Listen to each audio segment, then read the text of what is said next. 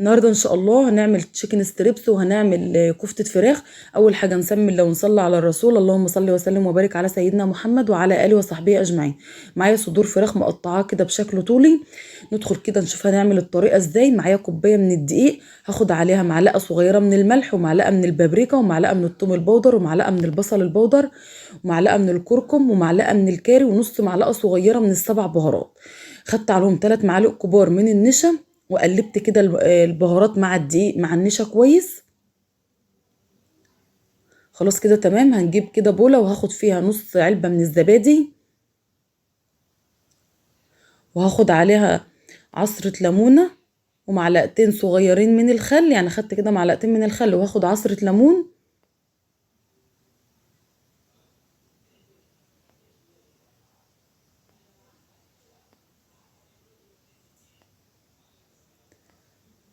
واخد معلقتين صغيرين من صوص الباربيكيو ومعلقتين من الكاتشب، وهقلبهم كده كويس.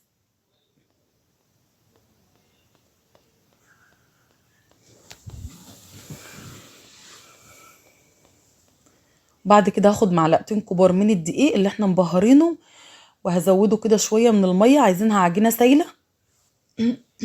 عفوا. خلاص كده تمام. هننزل بالستريبس فيها وهنسيبها في التلاجة كده لمدة ساعتين. والافضل لو عملتها من بالليل وسبتها في التتبيلة، كل ما بتسيبها في التتبيلة بتاعتها بتديكي طعم احلى. هقلبها كده كويس، وبعد كده هغطي البولة ببلاستيك راب وهندخلها التلاجة تقعد ساعتين.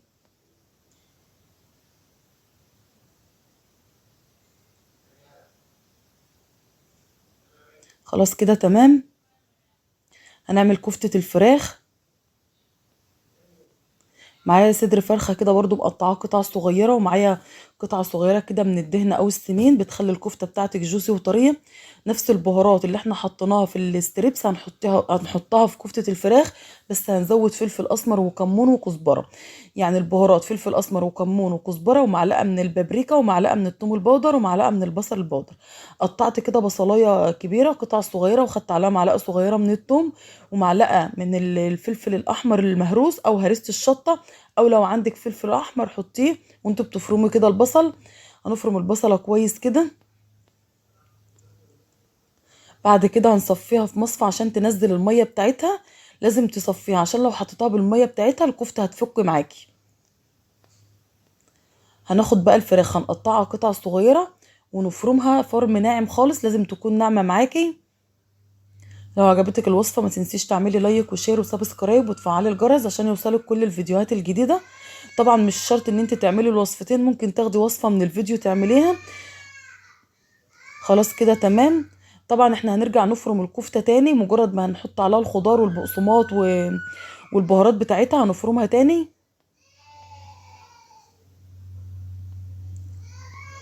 خلاص كده.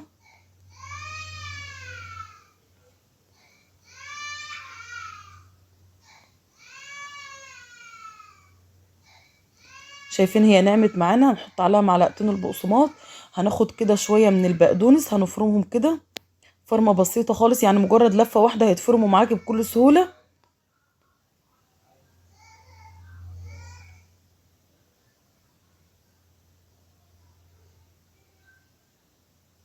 هاخد البهارات وهناخد معلقتين البقسماط وهنقلب بالخلطة كلها كده كويس، وهنفرمها تاني. وخدت معلقة صغيرة من البيكنج باودر، وهعصر البصل من المية، ما اسيبش فيه اي مية خالص، والمية طبعا هنستخدمها مش هنرميها.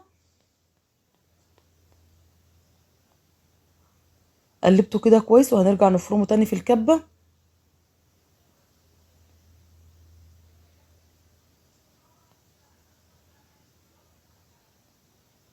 خلاص فرمناه. شايفين لما بتفرميه تاني بتنعم معاكي.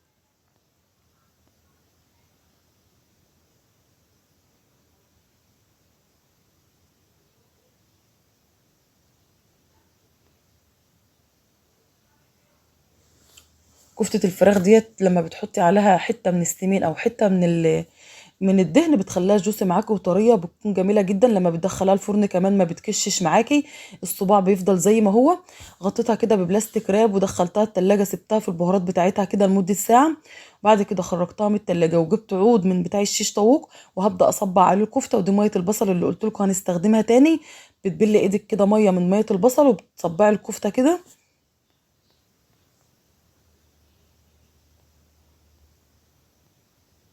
خلاص كده تمام. وزي ما قلت لك هتدخلها الفرن مش بتكش معاكي خالص. يعني بتختلف عن كفتة اللحمة. كفتة اللحمة ممكن لما بتدخل الفرن بتكش معاكي، لكن الكفتة دي بتفضل زي ما هي. حتى هتشوفي النتيجة بتاعتها في اخر الفيديو واحنا مخرجينها من الفرن. بتلاقي الصباع زي ما تكوني مدخلاه الفرن. خلاص شايفين انا عملت الكمية دي وعملت كام واحد كده، حطيتهم في علبة تانية مش هحتاجهم دلوقتي خالص. جبت بقى الستريبس، خرجته كمان من التلاجة، وده الدقيق اللي احنا مبهرينه. جبت شوية مية ساقعة يعني مية مثلجة. خدت كده الستريبس نزلت بيه في الدقيق ورحت حطاه في المية الساقعة، ورجعته تاني الدقيق. ما تضغطيش عليه بايدك عشان يديك الشكل المجعد اللي احنا لما بنكون شارين الستريبس من بره يكون نفس الشكل كده. يعني حطيه في الدقيق وما تضغطيش عليه بايدك. بتحطيه في الدقيق مرة وبتحطيه في المية الساقعة مرة وترجعي تحطيه في الدقيق تاني.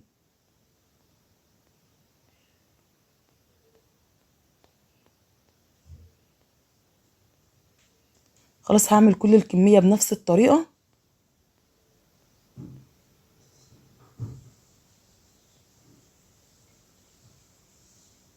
خلاص كده تمام، خلصت كل الكمية.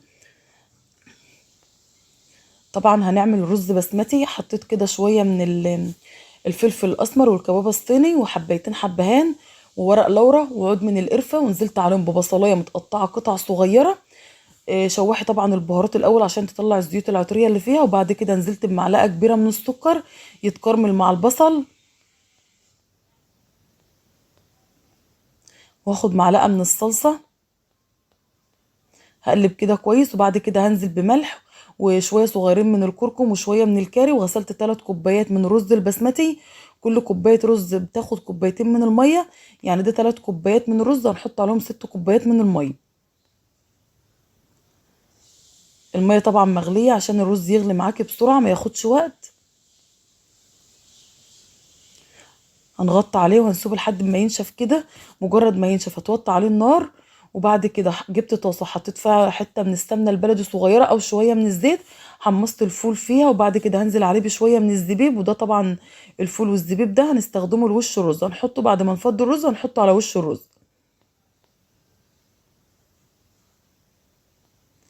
هنحمر الاستريبس، الزيت لازم يكون سخن. وهننزل بالاستريبس فيه. مجرد ما بياخد لون ذهبي بتقلبيه على الجهه التانية، ما تقلبوش غير لما ياخد لون.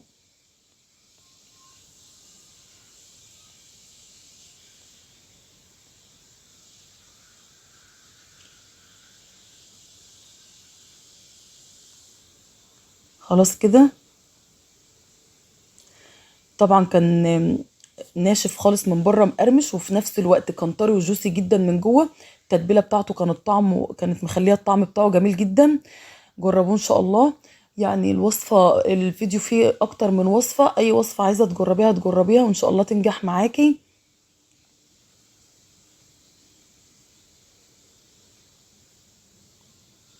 خلاص كده زي ما قلنا، مجرد ما بياخد لون ذهبي كده بتخرجيه من الزيت.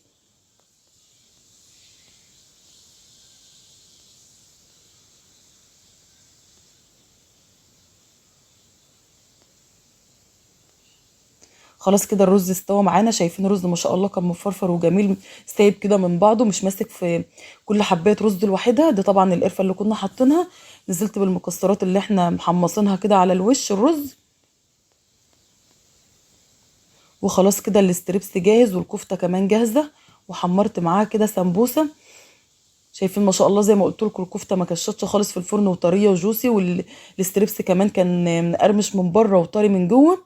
دي كانت وصفه النهارده، ان شاء الله تجربوها. يا رب اكون افدتكم. وربنا يحسن ما بين ايديكم ونشوفكم في وصفه جديده على خير ومع السلامه.